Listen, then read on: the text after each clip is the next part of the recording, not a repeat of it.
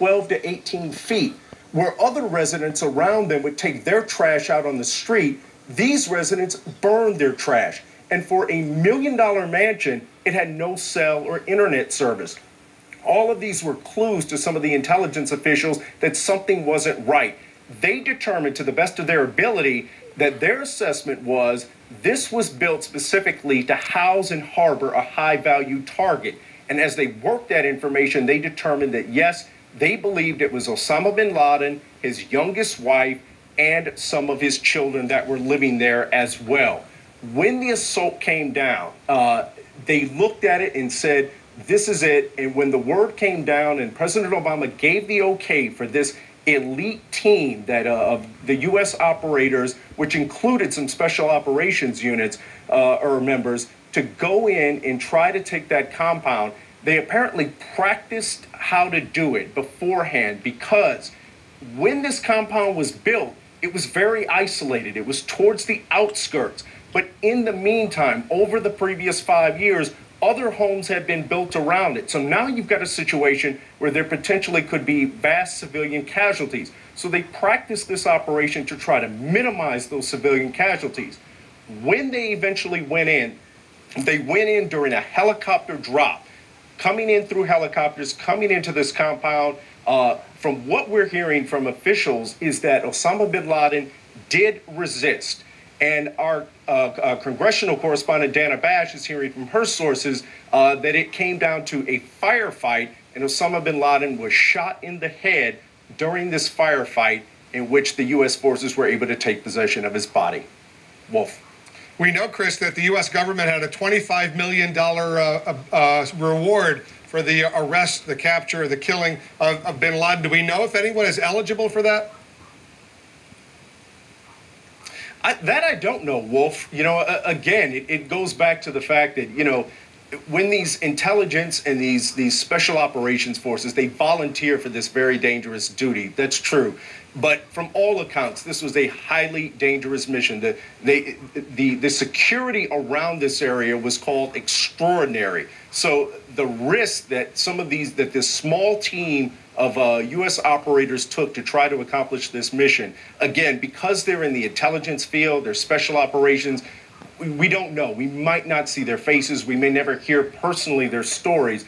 But they obviously took great risks to get this job accomplished. They certainly did, and mission was in fact accomplished. We'll probably find out if somebody, a Pakistani or somebody else within bin Laden's inner circle, ever did provide the initial information leading to the capture, the killing of bin Laden. Chris, stand by for a moment. John King is over at the Magic Wall for us. John, the location of this so-called mansion, about 60 miles or 100 kilometers outside of the Pakistani capital of Islamabad, it's significant. Walk us through this. Significant, Wolf, in part because how many times over the last 10 years have the Pakistani government officials told us, no, Osama bin Laden is here in Afghanistan? How many times have the Afghanistani officials tell us, no, he's somewhere here, Waziristan perhaps, in the mountainous region here? It turns out tonight, and let's take a closer look, and we'll measure it out for you as we zoom in. Turns out, where was he? About 120 miles to the east of the Afghanistan border. Waziristan, one of the places, the tribal regions where it was said so often, Osama bin Laden's probably hiding here. Instead, no. 120 miles to the east, 30 miles north of Islamabad. And let's take a closer look at this town, Abbottabad. We'll take a closer look as we come in, and you see somewhere in the ballpark of 1 million people. You see it's pretty highly developed here. A lot of tight, very closely in residential areas. You come up here and you look up here, a lot of educational institutions here. I want to bring you in on a location here. This is where we are told tonight, somewhere right in this area here, people are saying is where this played out. You see a large complex here. You see other large complexes here. You see a lot of building here, walled off areas, residential complexes within, walled off, big complex here. And then Chris Lawrence was just saying they were worried about civilian casualties because of other development around. This is one of the places we are told to look tonight. We don't have an exact location yet, but this is the area. And I want to just shrink this down a little bit and just show you again, bring up the terrain of this town. It's in a mountain valley. You see around here, around the outskirts, there are mountains around the outskirts. You come into a valley. It's a city of about 1 million people. Again, just look at this highly dense population up in here, Wolf. But as we look into this here, not in the mountains, not in Afghanistan, not in a cave in Waziristan, but in a very highly developed, highly populated area, we are told, is where this special operation played out. It'll be fascinating to get more of the details of just how they did this, but you can see right in here, if the SEALs went into an area like this, what a high-stakes, high-risk operation to try to capture and ultimately to kill Osama bin Laden.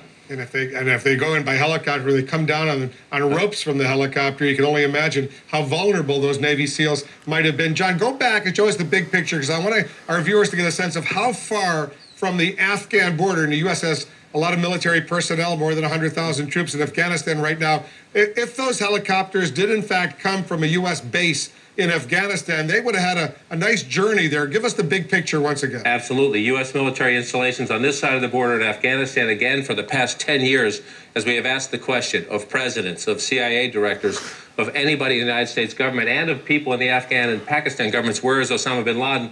The answer has usually been somewhere in this ballpark here. U.S. military installations here. You mentioned 100,000 plus troops. The president himself, and we are now told by sources, launching this operation, not telling the government of Pakistan, only telling them after the operation took place. U.S. bases here coming across the border. And again, let's measure out exactly what we're talking about. As you watch, you zoom in here, and you come off, and then we hit the measure, and you see exactly what we're talking about. 120 miles, once they came over the border, Wolf, 120 miles in. You're 30 miles north of the capital of Pakistan. Right in here, this takes out again. For years, we have focused over here, the tribal areas, the cave areas, the ungovernable areas of Pakistan. But instead, it turns out Osama bin Laden was living in a large city. This is not a suburb. This is a city of about 100,000, I'm sorry, of about 1 million people when you come into it here. And you come in and you see how densely populated it is. A very different kind of operation that for years people have talked about, finding bin Laden in a cave, finding bin Laden in a remote area, finding bin Laden protected by tribes up in the hills. No, in fact, it turns out bin Laden was hiding in a very densely populated area. And again, we are told to look at a complex something like this, somewhere in this ballpark over here, we are told tonight, one of the focus of the operations. And you can see some of the walls, you can see large spaces, but you can also see all around it, densely populated areas, which shows you the risks that any of the elite forces that went in looking for him, not only risks of the firefight that we know took place, but risks of civilian casualties.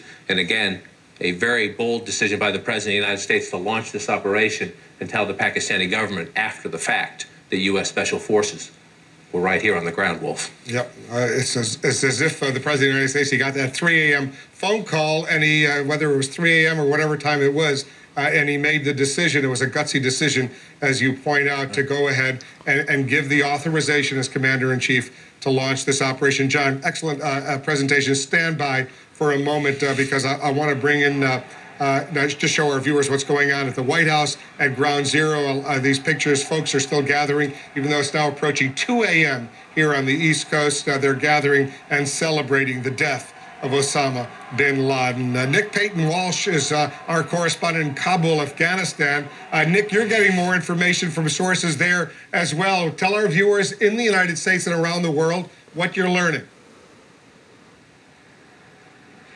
Well, President, I think we have two conflicting viewpoints here. Pakistani senior intelligence official I've spoken to has made it clear that there were Pakistani intelligence operatives on the ground during this operation, which seemed, to be honest, to be the other side of the coin, completely conflict with what our sources are hearing in Washington. I think it's obvious why the Pakistanis would want to show they were involved in this. That's to preempt accusations of collusion that perhaps some part of the Pakistani intelligence establishment, which is pretty all-pervasive, frankly, in Pakistan, may have known that bin Laden had been hiding there for a long time. I think it's also interesting to point out where this compound appears to have been based in a big, bustling Pakistani city. Now, just bear in mind that a lot of the recent Taliban activity has been in the southern city of Karachi. It seems as though the Taliban have been moving away from those tribal areas where the drone strikes can easily pick them off, and have been very successful of late. If you speak to some American officials, been moving to larger cities so they can hide in the bustling population. So hearing that bin Laden was not in Karachi, the kind of harbour of the Taliban, but in another bustling city, hiding somewhere else, that's not enormously surprising. But I think we're going to see, really, the Pakistanis having to explain how they were involved in this operation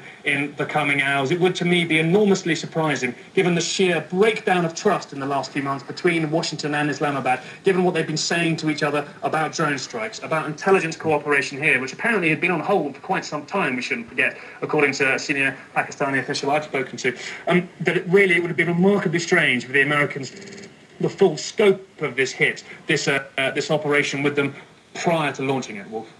You know, Nick, a lot of Americans will now say, mission accomplished. Bin Laden is dead. It's time to pull out of Afghanistan. The United States, as you know, has 100,000 troops in Afghanistan. The troops are scheduled to start withdrawing, at least on a modest level, later this year, this summer. All those troops are supposed to be out by the end of 2014. But I suspect, given the death of Bin Laden, a lot of Americans say, well, it's time to leave and move on. Have Afghan officials expressed any concern to you that maybe the appetite for a prolonged U.S. military stay in Afghanistan may be going away? I think they were already concerned before this, frankly. I do think there's part of the